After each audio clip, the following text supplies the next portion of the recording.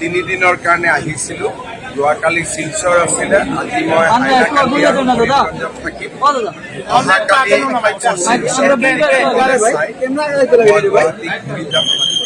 ইলেকশ্যনৰ আগতে মই হাইলাকান্দিত আমাৰ লোকসভাত বিজেপি মেডিকেল কলেজ প্ৰতিশ্ৰুতি দিছিলোঁ।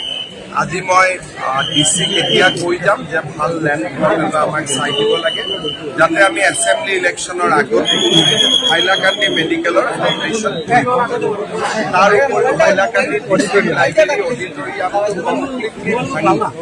এটা এয়াৰ কণ্ডিশ্যন অডিটৰিয়াম বনাবৰ কাৰণে 30 কোটি টকা আজি এনাউন্স কৰিছোঁ। হাইলাকান্দিৰ কাৰণে খুব প্ৰয়োজন আছিলে আৰু ভাল এটা অডিটৰিয়াম এটা হাইলাকান্দিৰ ৰাইজে পাই যাব।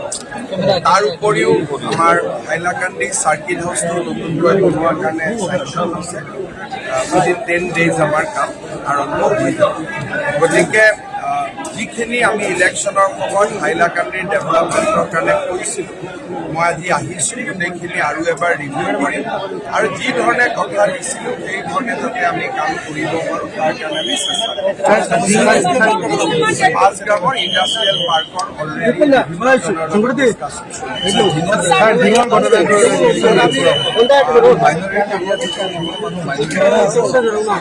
যোৱা লোকসভা নিৰ্বাচনৰ পিছত অসমত এনেকুৱা 22টা ঘটনা ঘটিছে আৰু আজি এইটো 23 নম্বৰ আৰু এই গোটেই ঘটনাটোবিলাকৰ লগত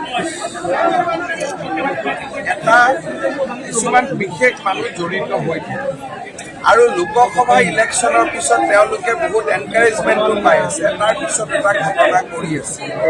আমি টাফ একশ্যন ল'ম। এতিয়া মই বিজেপিক পঠাইছোঁ দিনলৈকে will take toughest possible action. Piyush হাজৰিকাকো মই যাব দিছোঁ আৰু মই সদায় কৈ থাকোঁ যে আমাৰ অসমত নামনি আৰু মধ্য অসম বৰাক ভেলী আদিৰ দৰে জেগাত আমাৰ খিলঞ্জীয়া মানুহ লোকেল মানুহবিলাক বহুত ভয় আৰু সন্ত্ৰাসৰ পৰিৱেশত অসমৰ মানুহে যিমান এই কথাবোৰ বুজিব সিমানে আমাৰ কাৰণে ভাল। বাকীটো আইনত যি ব্যৱস্থা ল'ব লাগেতো মই ল'মেই, কিন্তু আমি যিমানেই চেঞ্চিটিভ হওঁ যে এই জেগাবিলাকত কেনেকৈ আমাৰ মানুহবিলাক থাকে কিমান কষ্টত থাকে আমি যিমানেই চেঞ্চিটিভ হ'ম সিমানেই আমাৰ মানুহবিলাকে সুৰক্ষা পাম। ল'ৰা নাম এজনকতো এৰেষ্ট কৰা হৈছে, বাকী দুজনৰ নামো আপোনালোকে পাই যাব। মটৰচাইকেল এখনত উঠি আহি আছিলে, কিন্তু ঢিঙত এইটো ঘটনা এইটো ফাৰ্ষ্ট স্প্ৰে গেং হৈছে আৰু হৈয়ে থাকে।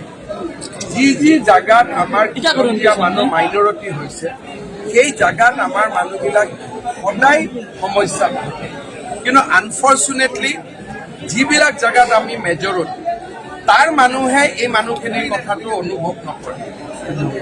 যেনেকৈ আজি অসমত কিবা এটা ঘটনা হ'লে অসমীয়া বঙালী কৰিলে, কিন্তু কোনো বঙালী মানুহে ছোৱালীক ওপৰত হাত নিদিয়ে, কিন্তু আমাৰ মানুহখিনিয়ে চিন্তা কৰি থাকিব বঙালী, বঙালীয়ে চিন্তা কৰি থাকিব অসমীয়া, অসমীয়াই চিন্তা কৰি থাকিব মাৰোৱাৰী, মাৰোৱাৰীয়ে চিন্তা কৰি থাকিব হিন্দী ভাষী।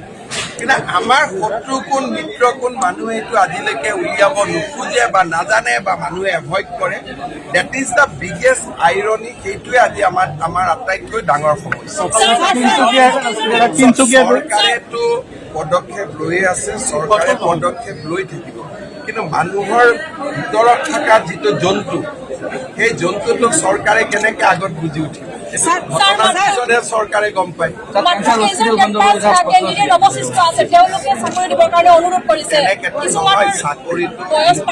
চাকৰিটো ইণ্টাৰভিউ হ'ব আৰু ধুনীয়াকৈ হ'ব।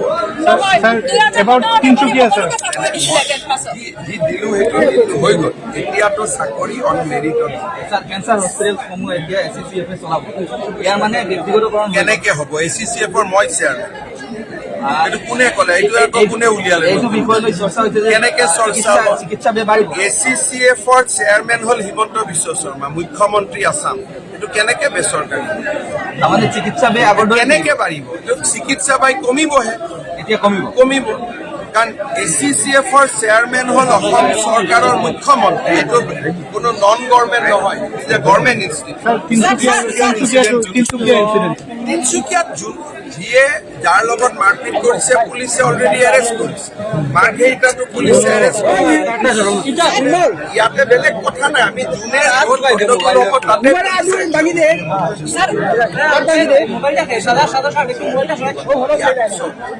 এনেকুৱা অসমীয়া বঙালী বিহাৰী এই ডিছকাশ্যনটোৱে হ'ব নালাগে, যোনে য'ত গণ্ডগোল কৰে তাৰ ওপৰত একশ্যন। सर आपने कहा था कि मीटिंग में कि हैलाकंदी पर 3 MLA कुछ कम नहीं, तो इसके या लिए नहीं जो किया फंड तो आप ही लोग जानते हैं। नहीं सर, तो इसका जो फंड है इसका तो यूज नहीं हुआ होगा सर, तो इसके लिए आप गवर्नमेंट का एक्शन मैं मीटिंग के अंदर जो बोला वो मीटिंग का Sir, demography of Hailakandi is changing. In your regime, looking like this conduct from the people. So what is your plan for 2016?